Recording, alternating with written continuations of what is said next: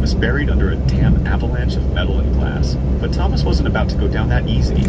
With a snarl, he pushed off the ground and used his own telekinesis to yank the monster toward him. The second the bastard got close enough, Thomas smashed his fists into it. Over and over he beat it down, pounding it deeper into the street.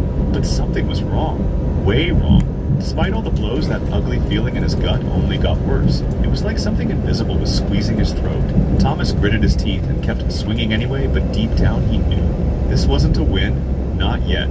Then the monster laughed. A low, rumbling laugh that made every hair on Thomas's neck stand on end. It reached up, grabbed Thomas's hand, and squeezed.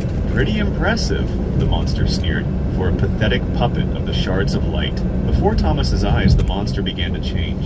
Its body swelled, muscles ripping and bulging until it looked even more monstrous. Its voice deepened, vibrating through the air. Tell me, you feel it, don't you? The terror? The despair? The White Tiger Guild members watched in horror. Their leader had barely managed to stay standing, and now the monster was still evolving. But then the monster's eyes flicked toward the shadows. It grinned. Well, well, it sneered. Look what we got here. A little rat. With a jerk of his hand, the monster yanked something from the wall.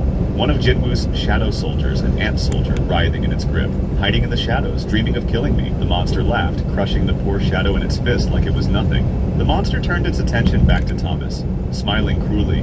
Maybe it's about time we stopped playing. Thomas, bloody but not broken, growled, Quit talking. Let's go, bastard. Thomas slipped out of the monster's grip, moved behind him fast, and locked his arms around its thick neck. He squeezed with everything he had, muscles bulging, veins popping. For a second he felt the monster's spine crack under the pressure. He almost smiled, but then he felt it. The crack mended, bones realigned. The thing just healed. The monster grabbed Thomas by the head like he was nothing, slammed him into the ground hard enough to crater the concrete, and snarled, Man, I'm getting real hungry. And just as the monster was about to go in for the kill, boom! A powerful blast of energy slammed into it from the side. Dust and debris flew everywhere. When the dust cleared, a lone hunter stood between Thomas and the monster. This hunter wasn't some no-name rookie. He was strong, you could tell from the way he held himself. But standing there, facing that nightmare, even he was shaking. Hell, just looking at the thing gave him goosebumps. Behind him, Thomas Andre groaned out, Run! You're gonna die if you stay. The hunter didn't even turn around. You don't gotta remind me, sir. He smiled grimly.